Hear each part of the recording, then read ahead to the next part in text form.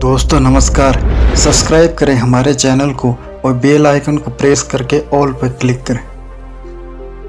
दोस्तों आज हम आपको सुनाने जा रहे हैं एक रोचक पौराणिक कहानी। 5 पांडवों के साथ द्रौपदी ने कैसे मनाई होगी सुहागरात। तो चलिए जानते हैं। महाभारत के बारे में सभी जानते हैं। महाभारत हिंदू धर्म का सबसे बड़ा ग्रंथ कहा जाता है। महाभारत सिर्फ कौरवों और पांडवों के युद्ध के लिए प्रसिद्ध नहीं है, बल्कि महाभारत अपने अंदर कई सारे ऐसे रहस्य समेटे हुए हैं जिसके बारे में लोग जानना चाहते हैं। ऐसा ही एक रहस्य 5 पांडव एक पत्नी द्रौपदी की सुहागरात को लेकर भी है। आज हम आपको द्रौपदी की सुहागरात के बारे में बताने जा रहे हैं। द्रौपदी की उत्पत्ति राजा द्रुपद के हवन कुंड से उस समय हुई थी जब वह द्रोणाचार्य के वध के लिए पुत्र प्राप्ति के लिए यज्ञ कर रहे थे। राजा द्रुपद ने अपनी पुत्री द्रौपदी की शादी के लिए स्वयंवर किया था, जिसमें अर्जुन ने स्वयंवर की शर्त पूरी करके द्रौपदी को अपनी पत्नी बना लिया था। अर्जुन ने जिस समय द्रौपदी को अपनी पत्नी बनाया था, उस समय 5 पांडव भाई अपनी पहचान छिपाकर अपनी मां कुंती के साथ ब्राह्मण भेष में रहा करते थे और भिक्षा मांगकर अपना जीवन यापन करते थे।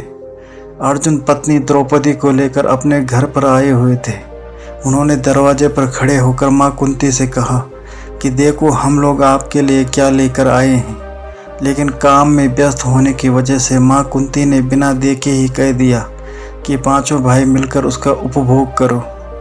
कुंती सहित 5 पांडव भाई बहुत ही सत्यवादी थे और अपनी माँ के मुंह से निकली हर बात को एक आदेश की तरह पालन करते थे और वो उसे अपना धर्म समझते थे। और इस तरह से अपनी माँ की ये बात सुनकर गहरी सोच में पड़ गए। उसके बाद जब कुंती ने द्रौपदी को देखा तो वो भी आश्चर्य में पड़ गई। तभी माँ कुंती ने अपने पुत्र युधिष्ठिर से कहा कि कोई ऐसा रास्ता निकालो जिससे द्रौपदी के साथ कोई अनर्थ ना हो और हमारी मुंह से निकली बात भी झूठी साबित ना हो। लेकिन जब किसी भी तरह से इस समस्या का रास्ता नहीं निकल सका तो राजा द्रुपद भी काफ़ी परेशान हो गए और उन्होंने भगवान श्री कृष्ण और महर्षि वेदव्यास से कहा कि धर्म के विपरीत किसी स्त्री के 5 पति की बात तो नहीं हो सकती है।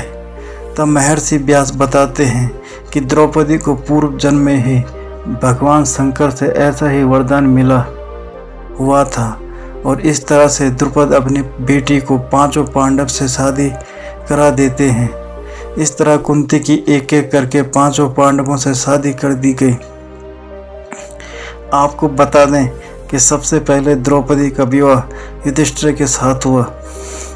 उस रात द्रौपदी युधिष्ठिर के साथ अपनी पत्नी धर्म निभाई।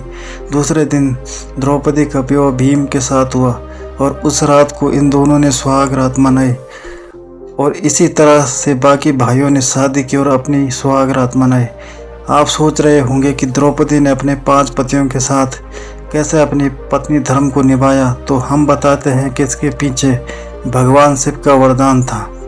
भगवान शिव जानते थे कि कोई भी स्त्री 5 पतियों के साथ कैसे अपनी धर्म को निभा सकती है। इसलिए उन्होंने द्रौपदी को यह वरदान दिया था कि वह प्रतिदिन कन्या भाव को प्राप्त हो जाया करेगी और इसी वजह से द्रौपदी ने अपनी पत्नी धर्म को निभाया।